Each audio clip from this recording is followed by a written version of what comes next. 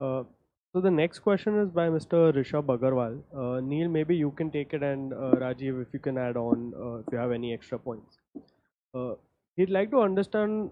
He'd like to know how do I feel assured that any fraud or black swan event against PPFAS as a fund house would not erode his savings.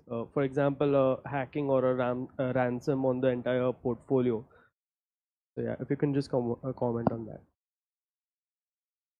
So, our main what an AMC does is that it makes investment decisions in the sense what to buy and what to sell. After that, once we decide that, we give orders to brokers. No execution takes place at PPFAS. The dealers will give orders to other brokers. No brokers allowed to have more than 5% of our business. So a minimum 20 brokers is required. So that is well spaced out. Secondly, the AMC is into relationship management with our distribution partners and clients. Rest, everything is pretty much outsourced. So, CAMS, who's our registrar, will keep all the information on on our investors. So we don't have any one-to-one. We cannot get the investor data in our office. It's all kept with CAMS, and CAMS is managing more than 70% of the mutual fund volume. So they have a robust systems there. So I think fraud by a employee at PPFAS is very unlikely. Obviously, if you're doing a physical transaction and you keep a blank check or something like that, that is a different thing altogether. So maybe need to be careful on that front. On hacks and ransomware, I think it's pretty clear to everyone that this space obviously requires a lot of attention. A lot of our investments are going into this space. We have a dedicated team who manages this and makes sure that we are up to date on all the new applications and stuff like that. Also, SEBI is very serious about this. We have periodic audit, system audits, and cybersecurity audits in the office and also at CAM Center. So those are pretty much there. At the same time, we also engage with outside hackers to keep hacking our systems, and we see where the vulnerabilities are. And if there's a vulnerability, it's obviously we patch it, and we keep doing this. So we keep attacking our own systems.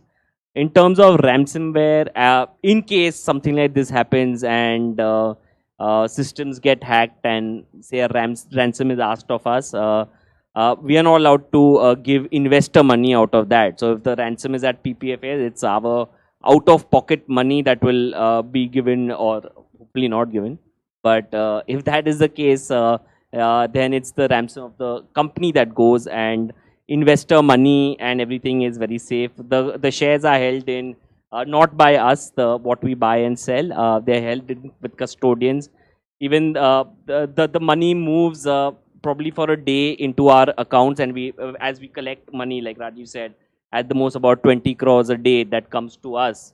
That will probably be there, and it will be deployed the very next day. So. I don't think a full-fledged attack like that is very much possible. But we are obviously taking all precautions to make sure that these things don't happen, and we are up to date, and we have all the latest stuff to counter all these things. If you want to. Yeah, so custodians, Ronak already mentioned in reply to a previous one, DBS handles our share and bank accounts.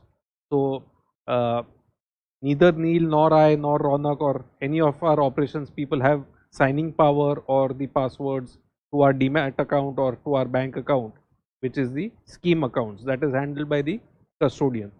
We have control only over the subscription accounts and the redemption accounts, which Neil mentioned. It could be 30-40 crores a day at best, money coming in, going out, which again typically money pools into one account, immediately is transferred to the scheme account for deployment. So We don't handle too much of client money.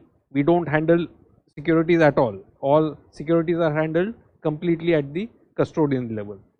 About CAMS, so exchanges, depositories, and registrar and transfer agents like CAMS and KFintech.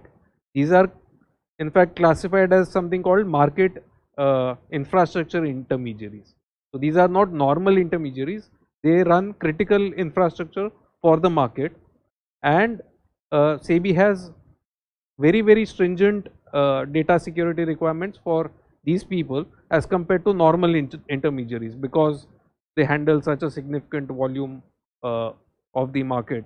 As Neil mentioned, about 70% of the overall mutual fund assets in India. So they obviously are subject to very stringent scrutiny, and we ourselves are subject to, again, a lot of requirements from SEBI, and even a lot of it is voluntary, and all these audits and things like that are there.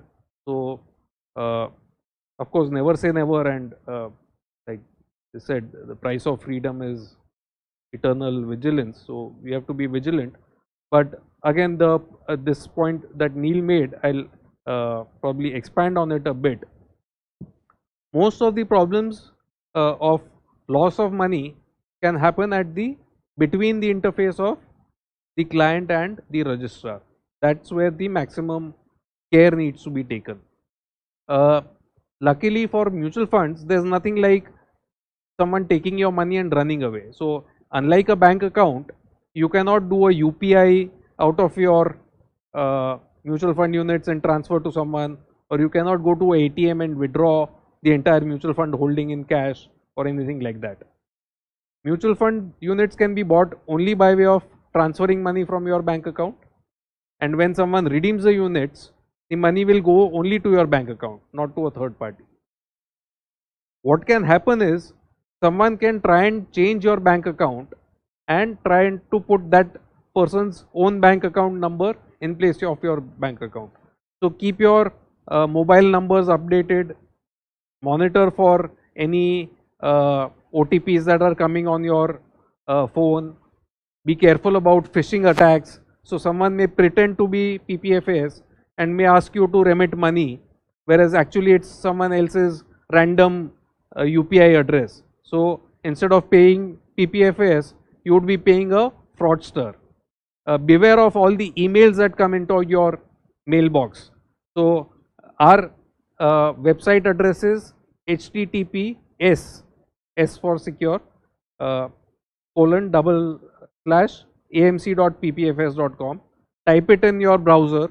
Don't click on links which seem like PPFS but maybe random links where you get transferred to a third party hacking website and all of that. So at our end, we try to be as vigilant as possible, but it's not possible to identify every scamster out there who's trying to cheat you out of your money. So some precautions may need to be taken at the client end as well. Within the last 18 months, unfortunately, there was one attempt at phishing our prospective client, which got reported to the police authorities and SEBI and everyone. Happily, the person got their money back and money was not lost, but that was a wake-up call for everyone in the system that people need to be vigilant about the fake emails coming in or the spurious links that get sent. In this, none of the employees were involved, neither at PPFS nor CAMS nor any of the relevant agencies.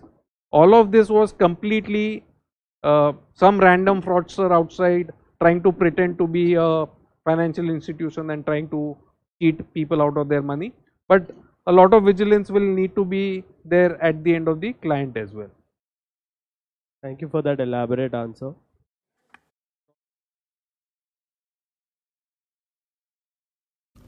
Mutual fund investments are subject to market risks. Read all scheme related documents carefully.